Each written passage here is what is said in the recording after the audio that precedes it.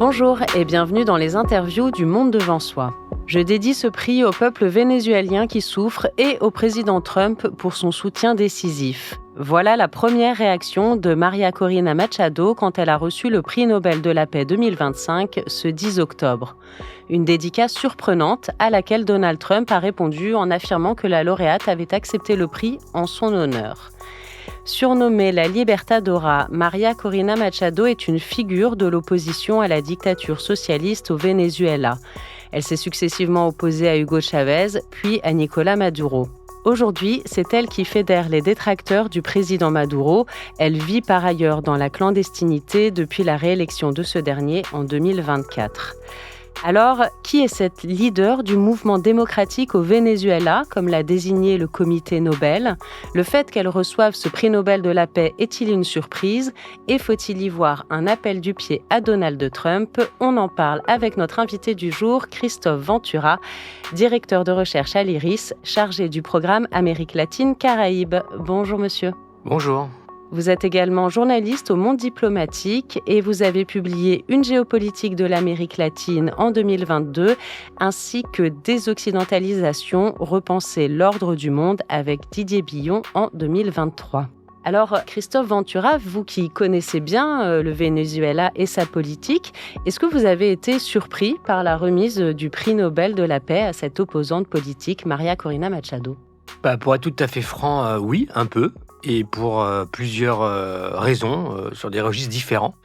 D'une part, parce que ça confirme que depuis un certain temps, le prix Nobel, le comité Nobel, ça confirme qu'il donne son prix moins à des personnalités qui sont directement liées à la question du rôle qu'ils peuvent jouer dans la fabrication de la paix, puisque c'est ça au départ, le prix Nobel, c'est pour les gens qui participent par des choses concrètes, un travail sur le désarmement, que sais-je, sur la construction de la paix.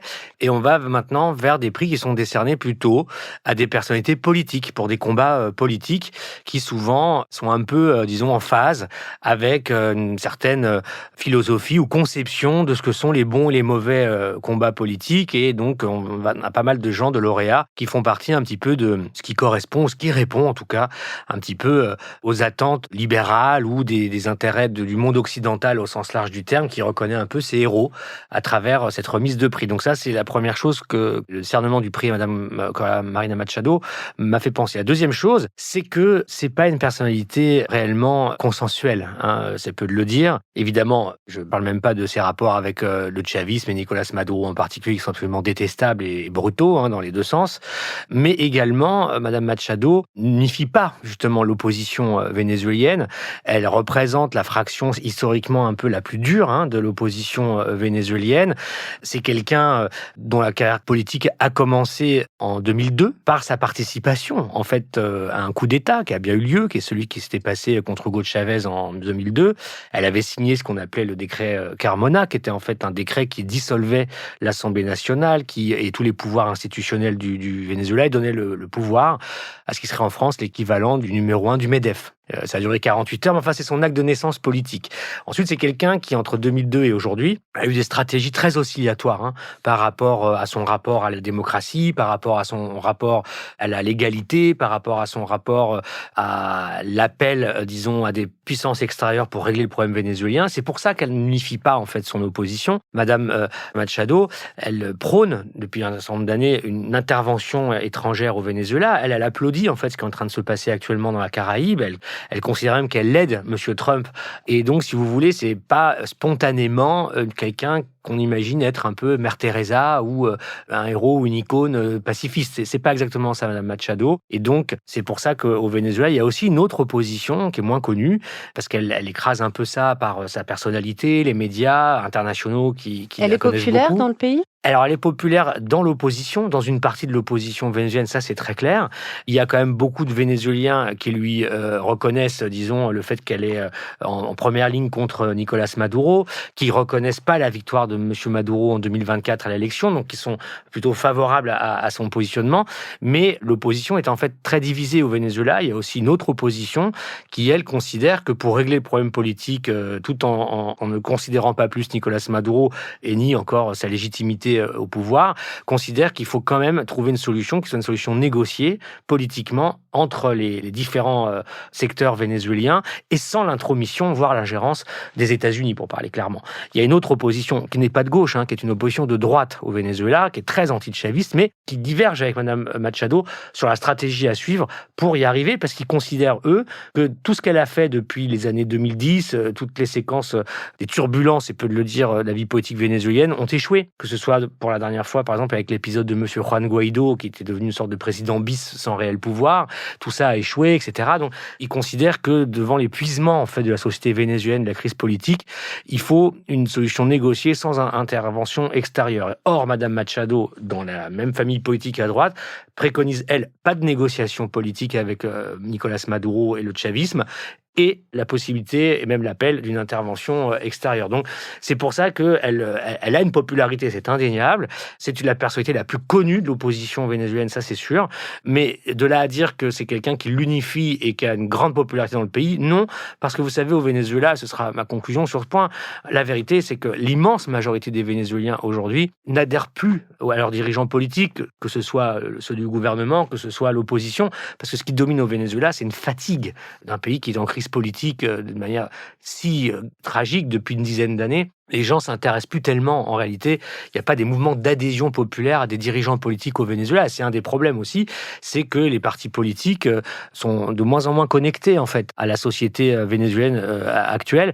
Et donc, c'est pour ça que je pense que c'est un peu difficile de conclure que Mme Machado est populaire, une figure emblématique, etc. Je pense que c'est un peu grossi, comme manière de la présenter. Et encore une fois, son leadership est discuté, y compris dans son camp. Alors, vous avez commencé à l'esquisser et commencé à le détailler, mais j'aimerais bien qu'on revienne encore un peu plus en profondeur sur le parcours de cette femme politique et son positionnement politique, parce que vous dites qu'elle prône, qu'elle appelle à une intervention extérieure, à une intervention états-unienne.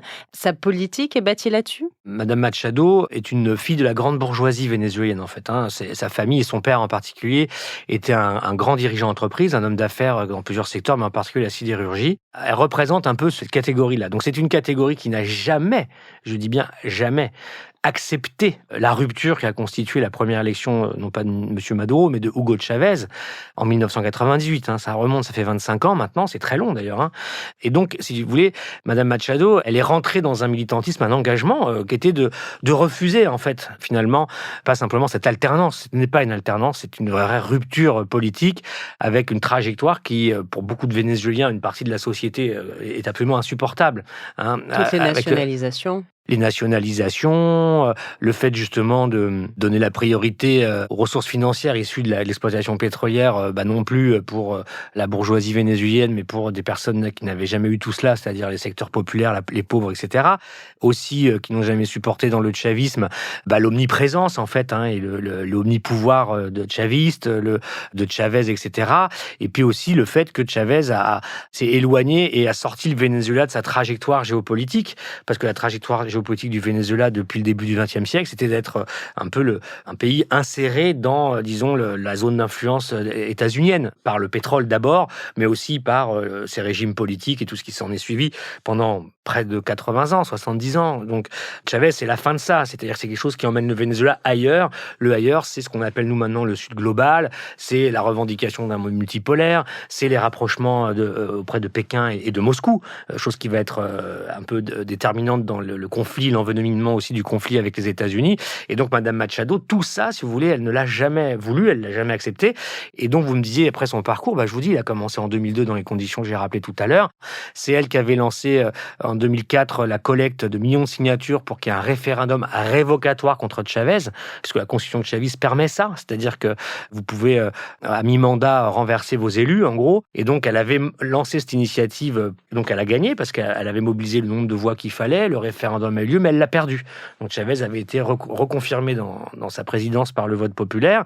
Donc ça avait été une victoire et une défaite pour Mme Machado. Puis après, elle est rentrée dans une logique où il y a eu plusieurs épisodes, mais elle a créé non pas un parti, c'est plutôt une sorte d'ONG qui s'appelle Soumate, et qui a soutenu des candidats ou est rentrée dans des négociations politiques avec des partis politiques réellement constitués au Venezuela, disons, du centre droit et de la droite. Et elle a pris le leadership comme ça, parce que c'était la plus radicale, en fait. C'était la plus radicale, c'était la plus intransigeante, j'ai envie de dire, peut-être plus que radicale, intransigeante. Et donc, c'est comme ça qu'elle a avancé. Et en même temps, elle a avancé parfois en alternant de la participation à des séquences électorales qu'elle a toujours perdues, et parfois en disant, et ça c'est à partir de 2014, maintenant il faut sortir le chavisme par tous les moyens sont justifiables. C'est ce qu'ils appellent la salida, c'était en 2014. En fait, c'est le moment où Chavez meurt, donc son plus grand adversaire n'est plus là, et Maduro, dont elle considère qu'en fait il est faible et qu'il va pas pouvoir tenir au pouvoir bien longtemps, c'est là où tout commence dans la période qui nous intéresse, qui nous amène en tout cas aujourd'hui, où en fait elle va appeler à une stratégie qui sera à la fois de participer à des élections, mais qui sera aussi à la fois d'appeler à des insurrections civiles dans la rue, et donc au point aussi où elle en arrivera, ça c'est vers 2018-2019, pour la première fois, à demander une intervention humanitaire. C'est les termes qu'elle emploie tout le temps, et elle va appeler après les présidents américains, et Trump en particulier, lors de son premier mandat. Après, elle va être mise un peu de côté par l'administration Biden, parce que aussi l'administration Biden considérait que Madame Machado, tout aussi populaire et iconique soit-elle, si je puis dire, vous voyez bien qu'elle n'emportait pas l'adhésion et elle faisait pas l'unité de l'opposition, et qu'il y avait des gens qui voulaient pas aller avec elle, en fait. Et donc, c'est ça son parcours. Et aujourd'hui, voilà, elle a été identifiée comme, peut-être par son intransigeance et son radicalisme, comme l'opposante la plus dure, la plus directe à Maduro. Mais aujourd'hui, ses forces à Madame Machado, c'est une partie de la société vénézuélienne, mais c'est surtout sa notoriété internationale et l'appui pour l'instant de Washington, dont il ne faut pas non plus d'ailleurs penser de manière excessive que cet appui est total. Monsieur Trump n'a pas apprécié l'épisode Juan Guaido entre 2019 et 2022. Il considère que Machado et ses amis lui avaient vendu quelque chose qui n'a pas fonctionné et qui n'était pas fiable, en fait. Et qu'ils avaient promis que l'armée vénézuélienne s'effondrerait ou lâcherait Maduro, et que ça s'est pas passé. Et donc, Trump n'a pas une confiance excessive, en réalité, dans Madame Machado. Et d'ailleurs, la déclaration de son prix Nobel est marrant, parce que lui, il pense surtout qu'on a donné le prix Nobel à Madame Machado, parce que le comité Nobel pensait, en le donnant à une femme, supposément son allié, et qu'il ne fait que louer Monsieur Trump, qui serait peut-être un petit peu moins brutal contre le comité Nobel, et qui pensait s'éviter la foudre Trump, ce qui n'a pas tout à fait le cas, parce qu'il a quand même mal réagi avant de se calmer. Vous pensez que le comité Nobel a fait un cadeau à Donald Trump, une sorte d'intermédiaire comme ça? C'est une hypothèse, je ne peux pas le prouver, mais quand même, on est un peu obligé de le penser. Interroge qu'il l'ait donné, parce que je vous dis, en plus, c'était le moment où commençait à s'enclencher un peu la montée militaire dans la Caraïbe, etc. Donc, on peut se dire qu'effectivement, comme on sait que Trump, lui, exigeait ce prix, alors qu'il n'a pas le droit de l'avoir, puisque normalement, c'est pour l'année antérieure, c'est pour 2024. Bon, oui, on peut s'interroger là-dessus, comme on peut s'interroger sur le fait que la chronologie est quand même étonnante. Elle a eu le prix Nobel, je ne sais plus quel jour exactement, le 15 octobre, Le 10 octobre. Le 10 octobre. Quelques jours plus tard, c'est là où on apprend que les États-Unis veulent intervenir au Venezuela. Donc très bien, parlons-en justement de cette actualité toute récente de Donald Trump, qui se montre particulièrement menaçant à l'encontre du Venezuela et de Nicolás Maduro. Il accuse le président vénézuélien de diriger un vaste réseau de trafic de cocaïne, et il orchestre une démonstration de force depuis fin septembre, début octobre, avec la médiatisation du fait qu'il autorisait la CIA à intervenir dans le pays. Donc là aussi, ça nous ramène à quelques décennies en arrière. Et puis surtout, le déploiement de navires de guerre aux abords du pays. Oui, et puis une armada qui ne cesse de grossir, puisqu'aujourd'hui, si je dis pas de bêtises, il y a au moins 10 000 hommes et femmes, personnels militaires qui sont dans la région, 10 000 hommes avec ceux qui sont aussi stationnés à Porto Rico. Ça a déclenché quelques manifestations à Porto Rico. Et vous avez aujourd'hui un sous-marin nucléaire, je ne sais plus combien de bateaux d'attaque, la mobilisation d'un commando des Marines aéroporté, soi-disant celui qui avait éliminé Ben Laden au Pakistan. Enfin, bon, ça devient un petit peu inquiétant. Tout ça, c'est dans le même mouvement. Alors, bien sûr, il ne s'agit pas de dire que tout ça a été concerté, et c'est sûrement pas le comité Nobel, d'ailleurs, pour éviter toute tentation complotiste. C'est pas le comité Nobel qui a organisé cette chronologie, etc. Bon, c'est pas comme ça. Mais en tout cas, il y a un enchaînement qui est assez étonnant. Ce qu'on sait, c'est que Madame Machado, c'est ce qu'elle appelle de ses voeux, officiellement. Donc voilà, on sait même que Madame Machado donne des informations, certainement, à Monsieur Trump, et surtout, je dirais, au département d'État dirigé par Monsieur Rubio, qui est un de ses grands copains. Alors, ce qui est en train de se passer, là aussi, il faut être prudent parce que personne ne sait ce qui va se passer en réalité.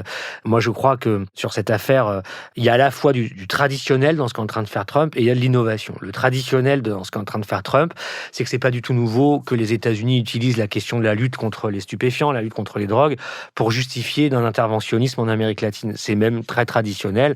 Depuis après la Seconde Guerre mondiale au moins, la lutte anti-narco, puisque narco c'est un peu le terme américain du sujet, la lutte contre le narco, c'est vraiment un véhicule permanent de la coopération, on va dire ça comme ça, entre Washington et les pays latino-américains. Il faudrait parler de la War on Drugs lancée par Nixon dans les années 70, en fait, c'est ça. Il faudrait parler de la guerre du Mexique lancée en 2006, c'est la même chose. Il faudrait parler du plan Colombie en Colombie. Enfin, donc ça, c'est pas nouveau en tant que tel. Voilà. Ce qui est innovant, il y a plusieurs choses. Un, il y a le fait que Trump, du point de vue conceptuel, lie et associe la lutte contre le narco en Amérique du Sud à des questions de politique intérieure aux États-Unis. C'est-à-dire, la lutte contre le narco pour en finir, dit-il, avec l'arrivée des drogues aux États-Unis qui tuent des dizaines de milliers de personnes chaque année. Ça, c'est la première chose. Et la deuxième, c'est la lutte contre la migration. Parce que dans l'univers trumpien, les migrants servent de mules pour apporter les drogues, et c'est eux qui dealent, etc. Et en plus, les deux autres sujets sont liés, puisque c'est les cartels qui, souvent, organisent les trafics de migrants pour les emmener aux États-Unis. Donc, comme ça, vous avez tout en un, grâce à cela. Et c'est ce qu'il essaye de faire. Il fait cela pourquoi ? Pour qu'il puisse contenter sa base électorale MAGA à l'intérieur, qu'il a aussi élue parce qu'il avait promis de ne plus faire de guerre. Et celle-là, il peut la justifier comme ça parce que ça va dans l'intérêt de ce qu'ils veulent. C'est-à-dire, on vous éradique les migrants et on vous éradique le narco. Donc ça, c'est assez nouveau dans le concept, si vous voulez, de la vision qu'a Trump du narcotrafic. Ça veut dire que du coup, le crime organisé, les cartels, les gangs, deviennent des cibles militaires qui justifient et autorisent l'emploi de la force américaine projetée. C'est ça que ça veut dire. Donc, on rentre dans le champ de l'interventionnisme et les Américains, potentiellement, peuvent aller partout, quand ils veulent, faire ce qu'ils veulent au nom de cela. Et le décret qu'a pris Trump dit bien que cela doit aboutir à l'élimination totale des cartels. Donc, si vous voulez, Trump, on ne sait pas ce qu'il va faire, mais on sait déjà que ce qu'il a mis en place, c'est toute une sorte d'architecture conceptuelle, légale, etc., administrative et politique, qui lui permet en fait de faire ce qu'il veut, mais dans une logique d'interventionnisme et de guerre, puisqu'il dit bien que tout ça, ça met les États-Unis en état de conflit armé contre des combattants illégaux. Et là où c'est malin, c'est que avec tout ça, il ne dit pas que les États-Unis font la guerre. Et c'est important parce qu'il y a une bataille aussi avec le Congrès américain. Ça lui permet de s'éviter que le Congrès doive lui donner l'autorisation de la faire. Parce que normalement, c'est comme ça la Constitution. Mais comme... Et il l'a dit qu'il pourrait se passer de l'autorisation du Congrès. Tout à fait, parce qu'il dit en fait, ce qu'on fait, c'est qu'on tue des narcos. C'est pas une guerre. On est en conflit armé contre des combattants illégaux, oui, mais c'est pas une guerre. Donc comme c'est pas une guerre, j'ai pas besoin de demander au Congrès. Par contre, je l'informe de ce que je fais. Je vais faire ça, et donc le Congrès, ils sont un petit peu vent debout. Enfin, une partie, parce qu'il y a une grosse partie qui est tout à fait d'accord avec ce que dit Trump. Tout ça pour dire que ce qu'il est en train de mettre en place, c'est une sorte de dispositif grandissant qui se développe et qui peut permettre à Trump, côté Atlantique, côté Pacifique, d'intervenir partout où il veut, quand il veut, pour faire ce qu'il veut. Et c'est un petit peu ça qui est sur la table. Donc, dans ce qu'il veut, ça peut être des frappes contre des cartels, effectivement, avec une logique qui est d'ailleurs toujours la même, qui est la logique de détruire l'offre de drogue. C'est toujours la vieille logique américaine, ça, depuis les années 70. C'est comment on lutte contre le trafic de drogue, on détruit l'offre. C'est une vision même, j'ai envie de dire, un peu libérale au sens économique. Par contre, ce que nous dit pas Trump, c'est qu'est-ce qu'il fait de la demande. C'est ça le grand problème auquel il répond pas. C'est que le problème, c'est que depuis 2014, par exemple, vous devez savoir que la demande mondiale de cocaïne a augmenté de 50%. Après 20 ans de guerre contre les drogues, après la Colombie, après tout ça, le bilan, c'est que la production n'a jamais été aussi importante. On en est là, en fait, avec ce genre de politique. Mais Trump, il a continué, il la radicalise, en fait, cette politique-là. Donc ça, c'est un point, il pense qu'il va s'en sortir en détruisant l'offre, et comme ça, tout va bien. Et puis, par ailleurs, ça peut lui servir, donc aussi, s'il le souhaite, à des logiques qu'on puisse avoir avec celles des changements de régime. Ça permet aussi de régler des problèmes avec les États dits récalcitrants, comme le Venezuela, Cuba, etc., pour lesquels, normalement, Trump n'a pas beaucoup d'intérêt personnellement. Mais par contre, Marco Rubio et tous les néoconservateurs américains qui sont dans l'administration, à la CIA, etc., eux, ils ont un agenda très clair pour changer de régime dans ces pays-là. Merci beaucoup, Christophe Ventura, d'avoir accepté notre invitation. Plaisir. Je rappelle que vous êtes directeur de recherche à l'IRIS, chargé du programme Amérique latine et Caraïbes.